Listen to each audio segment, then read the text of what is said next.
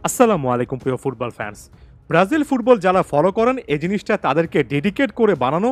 একই সঙ্গে যারা ফুটবলের কয়েকটা কনসেপ্ট বুঝতে চান ব্রাজিলের ফুটবল সম্পর্কে এই ভিডিওটা দেখতে পারেন। কোস্টারিকার বিপক্ষে ম্যাচের পরে ডরিভাল জুনিয়র বলেছেন যে ওভারঅল ব্রাজিল একটা ভালো গেম খেলেছে বলে তার কাছে মনে হয়। ফিনিশিংয়ে দুর্বলতা ছিল এবং তিনি বলেছেন অনেকগুলো পজিশন নিয়ে তাকে কাজ করতে হয়েছে। ডিবক্সের বাইরে বা ডিবক্সের ভেতরে ডার্টি মুভমেন্ট করতে পারেন এমন বা অ্যাটাকিং মুভমেন্ট করতে পারেন এমন টাইপের প্রোফাইলের আসলে ব্রাজিলের দরকার ছিল। যেমন প্রতিপক্ষের ডিবক্সের আশেপাশে 10টা পাস খেলার পরে হুট করে ডিবক্সের মধ্যে ঢুকে যাওয়া, ওপেন একটা স্পেস ক্রিয়েট করা, এই জিনিসগুলো ব্রাজিল করতে পারেনি।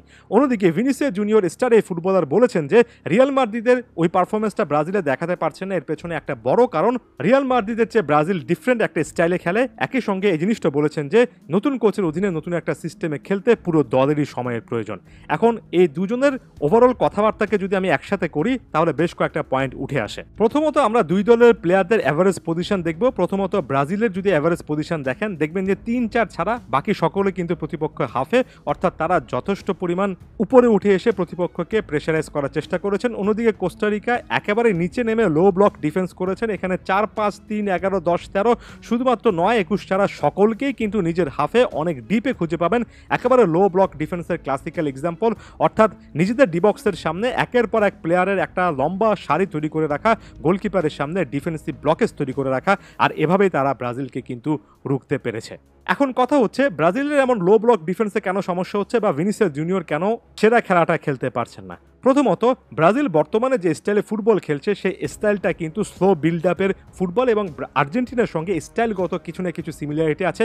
আমি ওভারঅল সিমিলারিটির কথা বলছি না, দুটো দলই কিন্তু নিজেদের মধ্যে বলটা পায়ে রেখে খেলতে পছন্দ করে এবং অনেক বেশি করে বলের আদান প্রদান করে দ্রুত অ্যাটাক একটা সুযোগ তৈরি করার চেষ্টা করে যদি কোনো একটা জায়গায় স্পেস তারা খুঁজে পায়। লো ব্লক ডিফেন্স একটা দলের বিপক্ষে খেলতে গেলে এভাবে স্লো বিল্ড আপের সবচেয়ে বড় সমস্যা হচ্ছে আপনি যখন নিজেদের মধ্যে পাস খেলায় মনোযোগ দেবেন তখন প্রতিপক্ষ কিন্তু সময় পাবে নিজেদের ডিফেন্স লাইনটাকে একেবারে স্ট্রাকচারে ঠিক রাখতে এবং বারবার করে প্লেয়াররা নিচে নেমে এসে ডিফেন্ড করার চেষ্টা করবেন। ওই টাইমটা কিন্তু তারা পেয়ে যায় এবং এটা কোস্টারিকা খুব ভালোভাবে কাজে লাগিয়েছে। অন্যদিকে রিয়াল মাদ্রিদে আমরা দেখি রিয়াল মাদ্রিদ প্রতিপক্ষকে বল পায়ে রাখতে দেয়, খুব একটা বেশি প্যানিক করে না। নিজেদের ডিবক্সের আশেপাশেও তারা যখন বলটা রিগেন করে লম্বা একটা পাসের মাধ্যমে টনি ক্রুজ কিংবা ভালভার্দে, কামাভিঙ্গারা অন্য ফ্ল্যাঙ্কে থাকা যেমন লেফট ফ্ল্যাঙ্কে থাকা ভিনিসিয়াস জুনিয়রকে আনলিশ করেন। ভিনিসিয়াস জুনিয়র তখন অনেকটুকু স্পেস পান কিংবা 1 ভার্সেস 1 সিচুয়েশন তৈরি হয়। এখানে কাউন্টার অ্যাটাকিং স্টাইলটা যদি ব্রাজিল খেলতো, এখানে যদি ভিনিসিয়াস জুনিয়র লেফট ফ্ল্যাঙ্কে যথেষ্ট স্পেস পেতেন এবং 1 ভার্সেস 1 সিচুয়েশন পেতেন, অবশ্যই ভিনিসিয়াস জুনিয়র কাছাকাছি রকমের কার্যকর হতেন। এই জিনিসটা কিন্তু কোপা আমেরিকার দলগুলোর বিপক্ষে খুব একটা বেশি দেখা যাবে না। এখন এমন একটা সিচুয়েশনে ডরিভাল জুনিয়র কি করতে পারেন? প্রথমত মিডফিল্ডে কনসেন্ট্রেশনটা আরেকটু বাড়িয়ে একজনকে আরেকটু বেশি করে ক্রিয়েটিভ ফ্রিডম দিতে পারেন। লুকাস পাকেতা সে প্লেয়ারটা হতে পারেন। রড্রিগো যদি নাম্বার 10 রোল প্লে করেন, পাকেতা এবং রড্রিগোর সঙ্গে একটা লিঙ্ক আপ তৈরি করতে পারেন এবং পিচের সেন্ট্রাল সাইডটাতে একটা কনসেন্ট্রেশন তৈরি করে লেফট সাইডে ভিনিসিয়াস জুনিয়রের জন্য স্পেস তৈরি করতে পারেন। আরও একটা জিনিস করতে পারেন, সেটা হচ্ছে রাইট উইংয়ে স্যাভিনোর মতো একজন প্লেয়ারকে খেলাতে পারেন। স্যাভিনোর ড্রিবলিং স্কিলটা এক কথায় অসাধারণ। স্যাভিনোকে আটকাতে একাধিক প্লেয়ারকে বিজি থাকতে হবে। ওই ফ্ল্যাঙ্কে ভিনিসিয়াস জুনিয়র কিন্তু যথেষ্ট স্পেস পাবেন। এক্ষেত্রে বল এ ফ্ল্যাঙ্ক থেকে ওই ফ্ল্যাঙ্ক, অর্থাৎ এ উইং থেকে উইং, লম্বা লম্বা পাসের মাধ্যমে তারা কিন্তু খেলাটা সুইচ করতে পারেন।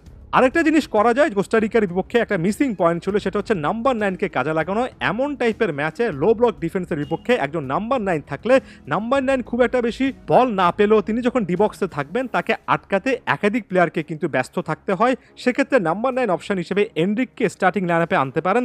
এখন এই মুহূর্তে এইটা নিয়েও আলোচনা চলছে, সমালোচনা চলছে যে আরও বেশি করে নাম্বার 9 যেমন রিচার্লিসন কিংবা মাথিয়াস কুনা যে কোনো একটা প্লেয়ারকে প্রোফাইলকে আসলে চুজ করা উচিত ছিল ডরিভাল জুনিয়রের। এমন টাইপের ম্যাচে বিশেষ করে কোপা আমেরিকার এমন দলের বিপক্ষে ম্যাচে নাম্বার 9-এর মুভমেন্টগুলো অনেক বেশি করে ভাইটাল হয়। এমন কয়েকটা জায়গায় পরিবর্তন এনে ডরিভাল জুনিয়র সত্যিকার অর্থে ভিনিসিয়াস জুনিয়রকে ইউটিলাইজ করতে পারেন এবং এটা পরবর্তী ম্যাচে করতে হবে।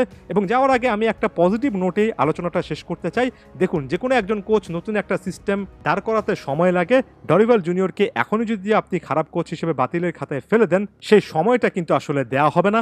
সত্যিকার অর্থে ভালো কিছু করার জন্য ব্রাজিল ফুটবলে এই মুহূর্তে সময়টা সবচেয়ে বেশি গুরুত্বপূর্ণ ব্যাপার বলে আমার কাছে মনে হয়।